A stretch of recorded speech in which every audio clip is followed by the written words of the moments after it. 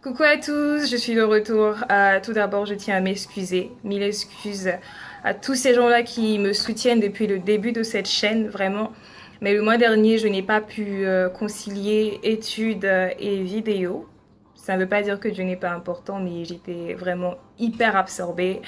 Si vous m'aviez vu, vous ne m'aurez pas reconnu. Donc, tout d'abord, vraiment mille excuses pour ça. Aujourd'hui, j'aimerais qu'on parle de moi chrétien et ma relation avec mes parents. Moi chrétien et l'importance d'avoir une bonne relation avec mes parents. Donc, c'est ce dont nous allons parler aujourd'hui. Mais j'aimerais déjà qu'on commence par rendre gloire à Dieu pour nos parents, rendre gloire à Dieu pour ce moment, afin que durant ce partage, qu'il ouvre nos cœurs. Parce que ce n'est pas toujours un sujet très évident pour certaines personnes, dépendamment de quelle est la nature de votre relation avec vos parents. Et donc, bénissons l'Éternel et prions afin qu'il touche nos cœurs. Amen. Père éternel, Papa d'amour, nous invoquons ton saint nom. Nous prions, Seigneur, afin que tu te manifestes, ô Père, dans nos cœurs à cet instant, que tu nous rendes réceptifs à ta parole, mais pas seulement des gens qui vont écouter, mais également des acteurs, Papa Yahweh, des gens qui vont mettre en pratique, Papa Yahweh, Exode 20, 12.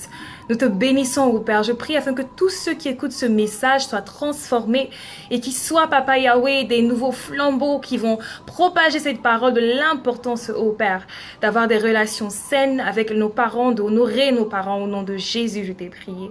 Amen. Donc, comme j'ai dit aujourd'hui, nous allons parler de moi, chrétien, et ma relation avec mes parents. Quelle est la norme, si je puis dire ainsi? Qu'est-ce qui est attendu de moi en tant que chrétien en ce qui concerne ma relation avec mes parents?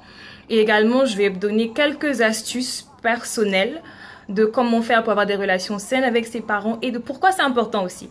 Donc, on va commencer par lire Exode 20, verset 12 qui dit « Honore ton père et ta mère afin que tes jours se prolongent dans le pays que l'Éternel ton Dieu te donne. » Et je crois dans Éphésiens 1, je pense, je suis pas très sûre. Éphésiens 6, verset 1 à 4, quelque part là-bas.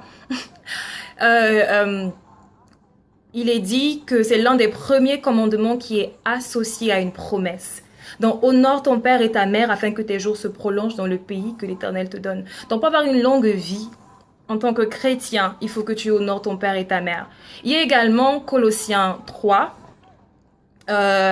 verset 20 qui dit « Enfants, obéissez en toutes choses à vos parents, car cela est agréable au Seigneur. » Parce qu'il y a des personnes qui vont dire « On a demandé d'honorer son père et sa mère, on n'a pas dit qu'il faut faire tout ce qu'ils disent. » Ok, je suis d'accord que plus on vieillit, plus on grandit, puis ce n'est pas toujours évident de les écouter.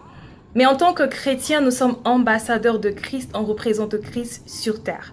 Ce qui veut dire que partout où tu vas, disons que tu vas avec ton parent, ton père ou ta mère, ou les deux, et tu es dans un endroit où il y a des non-chrétiens, ou encore quelqu'un qui vient de naître de nouveau, et tu n'es pas capable de t'entendre avec ton père ou ta mère, tu n'es pas capable de les écouter, tu n'es pas capable de leur parler avec douceur, calme et bienveillance, si je peux dire ça.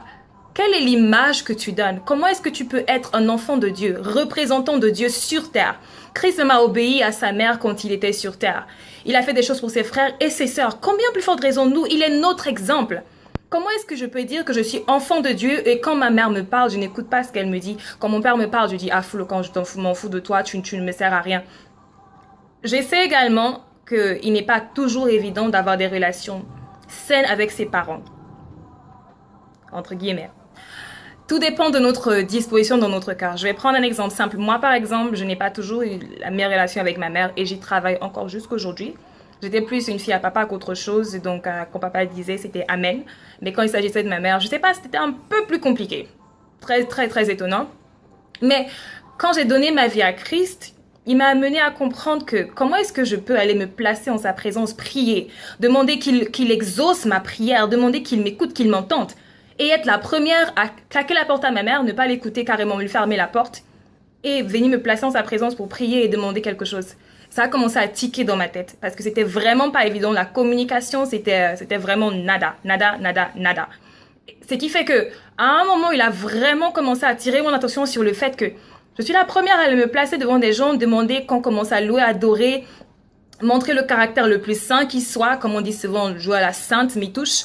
Genre, non, moi, je suis une sainte, je suis là, je conduis la louange, je conduis l'adoration, mais quand il s'agit de de ma mère, quand il s'agit de mes parents, il n'y a pas de rendement. Ça n'a pas de logique. Il n'est pas possible que je sois un pasteur, que je sois un leader dans l'église ou encore un leader dans, je sais pas moi, même à l'école, je sais pas trop quoi, mais que je sois un représentant de Christ dans cette activité-là et que je ne sois pas capable d'avoir une relation saine avec mes parents, que je ne sois pas capable de les obéir, de mettre leurs paroles en pratique, si je puis dire ainsi. Parce que Dieu nous a mis dans la famille où nous sommes pour un but. C'est vrai. Pour moi, ça a vraiment été un processus parce que au début, j'ai vraiment eu des difficultés à me sentir à l'aise dans ma famille à un certain moment. Je me disais, mais non, c'est pas ma place, c'est pas ceci. Mais vraiment, Dieu a commencé à me transformer au travers de sa parole. Plus je lisais, plus je me rendais compte, mais je ne peux pas dire que je suis enfant de Dieu, que je suis amour, que je suis paix, bonté, que je suis capable d'amener la paix là où je vais. Si chez moi, ce n'est pas ça, si je ne suis pas capable d'avoir cette relation d'harmonie, de paix, d'entente, d'obéissance à lui, ce n'est pas possible. Je ne peux pas dire que j'obéis à mon pasteur, que je suis une enfant modèle qui suit ce que mon pasteur dit et je ne suis pas capable d'écouter mes parents. Non, il y a un problème. Parce que sont tous deux des êtres humains et de plus, ce sont ces deux-là, mon père et ma mère, qui m'ont donné la vie. Donc l'exemple commence à la maison, ces gens-là qui vivent avec nous 24 heures sur 24. Si je ne suis pas capable d'obéir à mes parents, comment est-ce que mes frères, mes sœurs peuvent également prendre exemple si moi c'est dit, mais qu'est-ce qui se passe dans la vie de cette fille donc qu'est-ce qui peut les attirer en fait? Si ce n'est pas mon caractère et mon obéissance à mes parents, qu'est-ce qui sera la première façon de leur prêcher l'évangile? Ils vont me regarder et dire, oh, Daniel, avant, elle ne s'entendait pas avec nos parents. Maintenant, on voit comment elle obéit. Elle fait ce qu'on lui demande. Elle aide à la maison, le nettoyage, la vaisselle. Je sais, ça énerve souvent. La lessive, la cuisine. Il y a un truc qui a changé dans sa vie. Et sa relation avec papa et maman a changé. Il y a maintenant plus de paix. On veut être comme elle. Donc, c'est également une façon d'évangéliser. C'est une façon d'évangéliser. Donc, j'ai parlé au début de quelques astuces pour avoir une relation saine avec eux. La première, je vais d'abord dire, c'est la parole de Dieu. Parce que des gens vont dire, il faut que tu sois en harmonie avec tes parents. Tant que l'Éternel n'a pas transformé ton cœur. Et la seule façon, c'est lui qui convainc de péché, de justice et de vengeance. Bombarde-toi de la parole. Lis-la, nourris-toi d'elle. C'est l'une des premières choses. Du moins, chez moi, c'est la première chose qui a causé un déclic. Parce que tu peux être dans n'importe quelle assemblée, avoir n'importe quelle pose, dans n'importe quelle assemblée. Si chez toi, tu n'es pas en position où tu honores tes parents et où tu es un exemple pour tes frères, tes sœurs et ceux qui t'entourent, ta famille immédiate, tu n'es pas un impact, il y a un souci.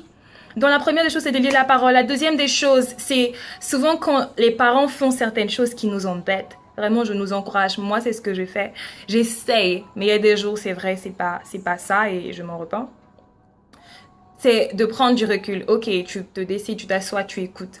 Et tu prends du recul. Tu écoutes juste. Tu te dis, ok, moi, ce que je m'impose, c'est d'écouter. Chaque fois que mon parent veut me dire quelque chose, je vais écouter tout simplement. Je vais prendre le temps de digérer. Souvent, même quand je me fâche contre ma mère, après, je m'assois. Toujours, je reviens et je dis genre, non, ça, j'ai mal fait, je sais que j'ai mal fait. Donc, ça, c'est la deuxième astuce que je vais donner. La troisième chose que je peux vous encourager à faire, c'est de... c'est quoi la troisième astuce? La troisième astuce que je vous encourage à faire, c'est de souvent parler avec nos parents. C'est vrai que dans l'ancien temps, c'était pas toujours évident de pouvoir s'asseoir avec eux. Mais ma mère me disait encore l'autre jour qu'elle aimerait plus qu'on parle, qu'on s'asseye, qu'on bavarde. C'est vrai que si ce n'est pas ancré dans nos gènes, c'est pas toujours évident. Mais on connaît tous nos parents, on sait quel est leur talon d'Achille, quel est le moment le plus propice pour leur parler. Ce que je faisais souvent avec mon père, c'est que quand j'avais de la peine à lui parler, je pouvais écrire un mot, je vais mettre à table quand je fais la table pour lui, pour son repas, pour qu'il puisse lire. Bon, il trouvait que c'était un peu chochotte, mais bon, il avait compris que c'était ma façon à moi de pouvoir m'exprimer envers lui parce qu'il était assez autoritaire. Mais on connaît nos parents. Il y a toujours une façon de pouvoir leur parler, de pouvoir leur transmettre un message. Tu vois, maman, là. C'est un travail de tous les jours, mais il faut déjà reconnaître et accepter qu'avoir une relation saine avec nos parents, c'est important. Dieu ne nous a pas mis dans cette famille-là pour rien. Il y a une raison particulière. Même ils ne sont pas nés de nouveau, Dieu nous a mis là pour une raison. Si nous ne sommes pas capables de leur obéir, comment est-ce que nous pouvons être un impact pour eux? Comment on peut être un canal de transformation pour eux? Même si on se trouve dans un cas où nos parents ne sont pas nés de nouveau et nous le sommes. On doit toujours être les honorer dans notre façon d'agir, dans notre façon de penser même à eux. Et être ceux-là qui vont pouvoir prier pour eux et les amener à Christ. Donc, c'est ce que j'avais pour nous aujourd'hui. J'espère que ceci a été une source de bénédiction pour quelqu'un. Moi, ça a vraiment transformé ma vie, la façon dont je voyais mes parents. Ça m'a également amené à être un peu plus calme parce que c'était vraiment une source d'angoisse, une source de tension énorme.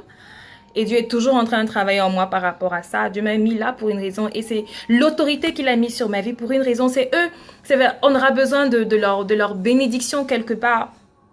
On aura besoin de leur bénédiction pas quelque part. Quand on va vouloir se marier, besoin de leur bénédiction dans les choix qu'on aura à faire dans notre vie. Je ne dis pas que c'est eux qui vont diriger notre vie, mais on a besoin d'être en harmonie avec nos parents. C'est important. On n'est pas dans cette famille pour rien. Quelle que soit la famille où tu te trouves, Dieu t'y a mis pour une raison. Quel que soit ce que le diable peut venir te chuchoter à l'oreille. Je sais qu'il y a des cas exceptionnels où, par exemple, les parents te foutent d'ailleurs. Bon, là, ce sont vraiment des cas exceptionnels. Mais essaye du mieux que tu peux de prier pour eux, de les garder dans tes prières, de ne pas être rempli d'animosité envers eux. Et par la grâce de Dieu, il touche les cœurs. C'est le Dieu qui a ouvert la mer au Jourdain, qui a ouvert le Jourdain. Qu'est-ce qui est impossible à Dieu? Qui a ressuscité les morts. Il est capable de toutes choses. Rien ne lui est impossible. Alors j'espère que ce message t'a béni. Passe une excellente fin de journée et un excellent mois. À tous, bye bye. À la prochaine.